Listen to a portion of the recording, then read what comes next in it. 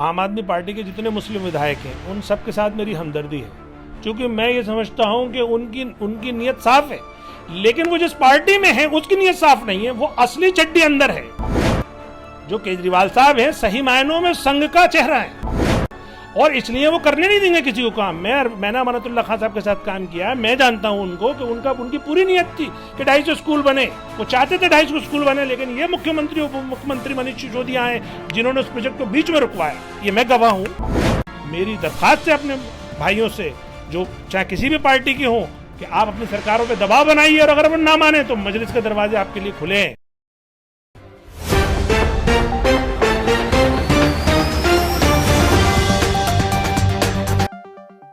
पल पल न्यूज़ से मैं हूं आपके साथ नदीम अकरम। दिल्ली में AIMIM जो है पूरी तरीके से सक्रिय हुई तो बेचैनी बढ़ गई है। दिल्ली की सियासत में लगातार जब से प्रेस कॉन्फ्रेंस हुई है तब से तमाम नेताओं की बयानबाजी भी सामने आने लगी है। इसी पर हमसे बात करने के लिए कलीमुल्लाह हफीज साहब मौजूद हैं और मैं उनसे जानना चाहूँगा, सर आखिरकार ऐसी क्या प्रेस कॉन्फ्रेंस कर दी जो तमाम पार्टियां जो हैं मुखर होकर के बोल रही हैं और ये दावा करती हुई नजर आ रही हैं कि आ गए वोट काटने के लिए? क्या डर ऐसा बैठा दिया दिलों में? नहीं, देखिए, हमने प्रेस कॉन्फ्रेंस करके 2 मैसेज दिए। एक मैसेज दिया कि हम आने वाला MCD चुनाव पूरी ताकत से लड़ेंगे। दूसरा मैसेज दिया कि जो दिल्ली में कांग्रेस और आम आदमी पार्टी और BJP ने 2 तबकों को हाशिए पे डाल दिया है, वो एक हो गए हैं। यानी वो 2 तबके हैं मुस्लिम और दलित, उसके साथ सरदारों का जब मिल जाता है कॉम्बिनेशन तो ये 50% के आसपास हो जाते हैं। तो जाहिर बात है 50% में जो पार्टी लड़ेगी वो लोगों की बेचैनी का सबब तो होगी। इस वजह से हो सकता है कि और पार्टियां उस पर रिएक्शन दे रही हों।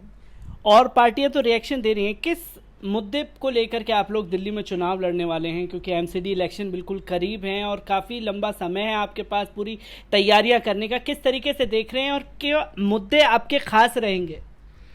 देखिए, MCD चुनाव में तो लोकल मुद्दे होते हैं और उन्हीं लोकल मुद्दों की उम्मीद पर आवाम ने इनको चुना था। MCD में 3 टर्म से BJP काबिज है। BJP ने बुरा हाल कर दिया है, करप्शन की इंतहा हो गई है, सेहत डिपार्टमेंट उनका एकदम नकारा है, तालीम में जो प्राइमरी एजुकेशन देखते हैं वो एक तरह से ठप हो गई है, और कोरोना के दौर में आपने देखा कि बिल्कुल वो विफल थे। दूसरे नंबर पे जो आम आदमी पार्टी, जिसको बहुत उम्मीदों के साथ चुना था सरकार जनता ने, उन्होंने पूरी उनकी उम्मीदों पे नहीं उतरे। सिर्फ वो बयानबाजी और इश्तिहारबाजी और दिखाना, सिर्फ इसी में यकीन करते हैं। और ये दोनों पार्टियां, खासतौर से BJP और आम आदमी पार्टी, दोनों आपस में नूरा कुश्ती भी करती रहती हैं। जब एक दूसरे को उन्हें लगता है, राशन के मामले में आपने देखा होगा कि राशन के मामले में तो नूरा कुश्ती कर रहे थे, लेकिन जब शराब घर घर पहुंचाने का नंबर था तो दोनों घूट लगा रहे थे।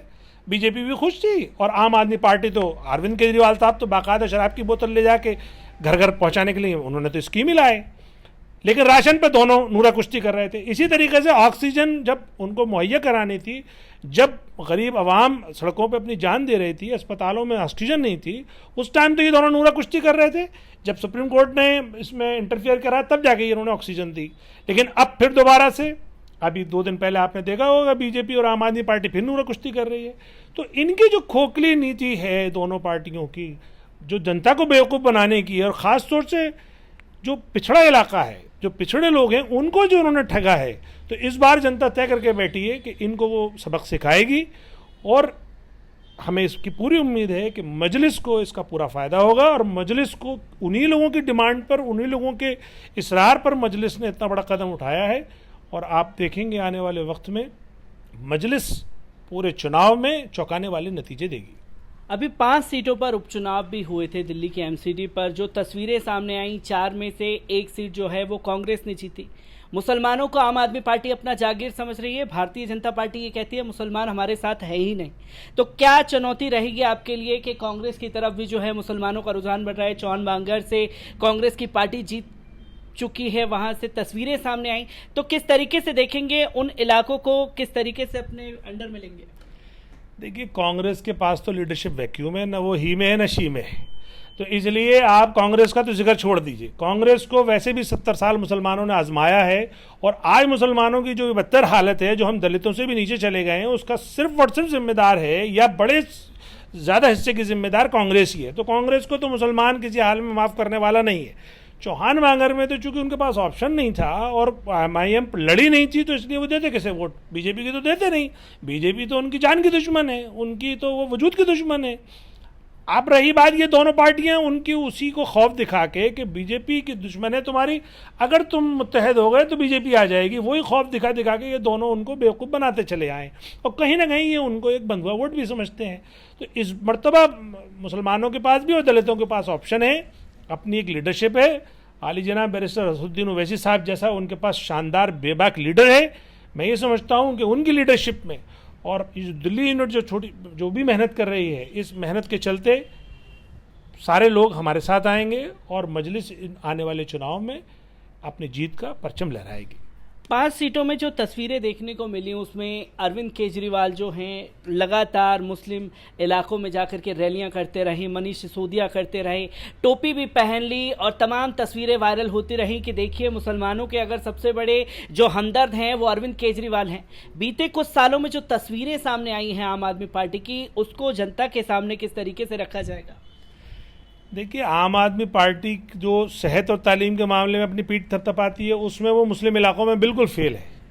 दूसरे नंबर पे आम आदमी पार्टी और खासतौर से केजरीवाल से तो अभी बहुत सारे हिसाब लेना बाकी है। केजरीवाल से जो सबसे बड़ा हिसाब है, जो अभी जो NBSA ने जो एक नेशनल चैनल और 2 रीजनल चैनल पे, एक पे 1 लाख रुपए और 2 रीजनल चैनल पे 50-50 हज़ार रुपये जो जुर्माना लगाया है, और ये बात अथॉरिटी ने कही कि इन चैनलों ने तबलीगी जमात को बेजा बदनाम किया और मुसलमानों को टारगेट बनवाया कोरोना के हवाले से।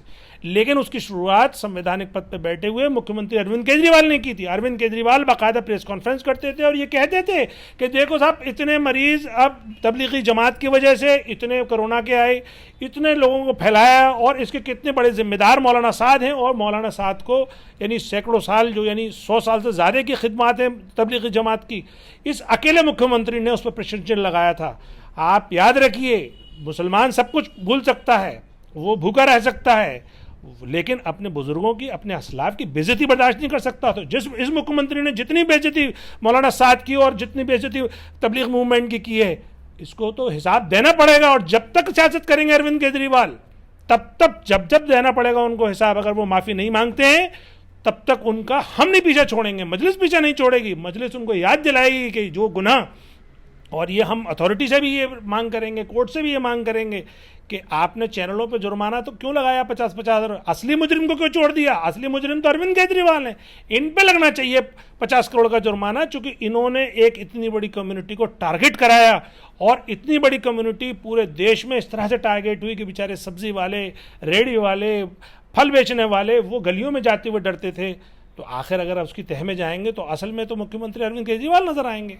असली मुजरिम जो हैं केजरीवाल है। अभी आपने 2 मुद्दे उठाए, उन 2 मुद्दों की तस्वीरें ये देखने को मिली कि अगले दिन सुबह अरविंद केजरीवाल खुद मीटिंग कर रहे हैं, अपने नेताओं को भेज रहे हैं। एक उर्दू टीचरों की जो लगातार सैलरी रुकी हुई है, उसके मुद्दे को आपने पुरजोर तरीके से उठाया।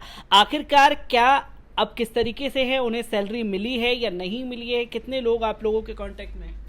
देखिए, उर्दू का तो बहुत बुरा हाल है। कांग्रेस ने उर्दू के साथ सौतेला व्यवहार किया, उर्दू को मुसलमान बना के उसको यतीम करके छोड़ दिया, और सारे जुल्म उर्दू पे किए, और सारा काम उर्दू के हवाले से कराते हैं।